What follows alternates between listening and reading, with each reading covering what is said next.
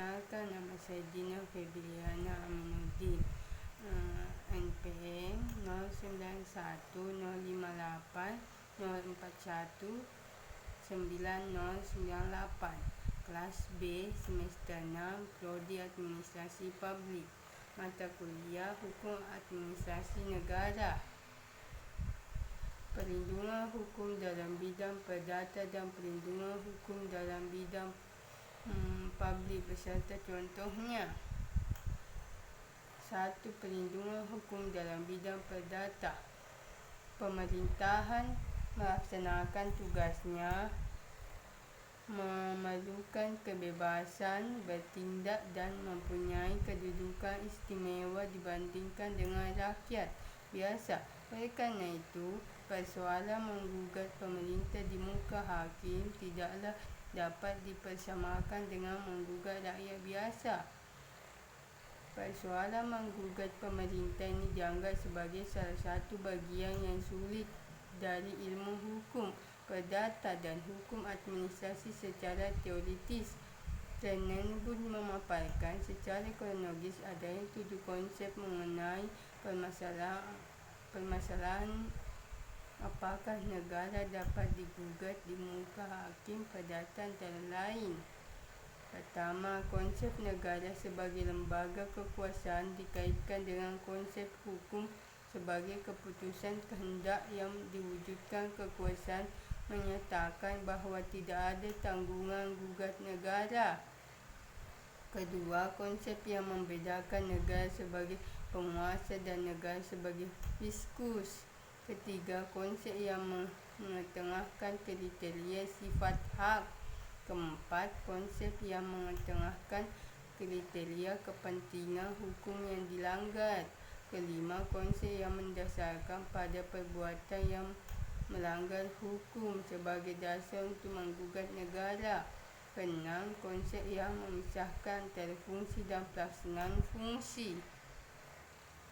Ketujuh, konsep yang mengetengahkan suatu asumsi dasar bahawa negara dan alat-alatnya berkewajiban dengan tindak tanduknya apapun aspeknya atau hukum publik maupun hukum perdata memerhatikan tingkah laku manusiawi yang normal berkenaan dengan kedudukan pemerintah sebagai wakil badan hukum publik yang dapat melakukan tindakan-tindakan hukum dalam bidang keperdataan seperti jual beli, sewa, menyewa, membuat perjanjian dan sebagainya.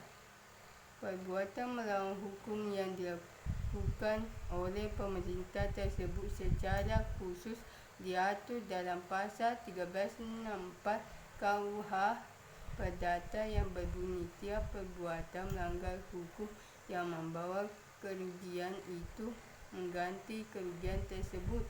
Pada periode sebelum 1919, ketentuan pasal 1365 ditafsirkan secara sempit dengan unsur-unsur iaitu 1. Perbuatan melawan hukum. 2. Timbulnya kerugian. 3. Hubungan kausal antara perbuatan melawan hukum dengan kerugian. 4. Kesalahan pada pelaku. Setelah tahun 1919, kriteria perbuatan melawan hukum adalah di antaranya 1. Mengganggu hak orang lain. 2. Bertentangan dengan kewajiban hukum si pelaku. 3. Bertentangan dengan kesusilaan. 4. Bertentangan dengan kepatutan ketelitian sikap hati-hati yang seharusnya dimiliki seorang dalam pergaulan dengan sesama warga masyarakat. Contoh perlindungan hukum dalam bidang perdata antara lain perlindungan hukum perdata, perlindungan hukum konsumen, perlindungan anak dan lain-lain sebagainya. Kedua, perlindungan hukum dalam bidang publik. Tindakan hukum pemerintah merupakan tindakan yang berdasarkan sifatnya menimbulkan akibat hukum. Oleh kerana itu,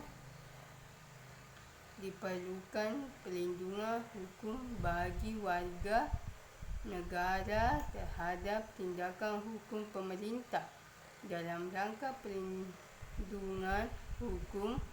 Keberadaan asas hukum umum pemerintah yang layak ini memiliki peranan penting dan memberikan kewenangan kepada administrasi negara untuk membuat peraturan perundang-undangan.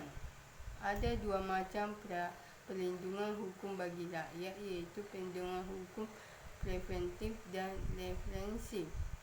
Alasan warga negara mendapat perlindungan hukum dari tindakan pemerintah iaitu pertama, dalam berbagai hal, warga negara dan badan hukum perdata tergantung pada keputusan pemerintah. Kedua, hubungan antara pemerintah dengan warga negara tidak berjalan dalam posisi sejajar. Ketika berbagai perselisihan warga negara dengan pemerintah itu berkenaan dengan keputusan dan ketetapan sebagai instrumen pemerintah yang bersifat sepihak dalam melakukan intervensi terhadap kehidupan warga negara. Itulah tadi penjelasan dari saya. Billahi fissabil haq, fastabiqul khairat. Assalamualaikum warahmatullahi wabarakatuh.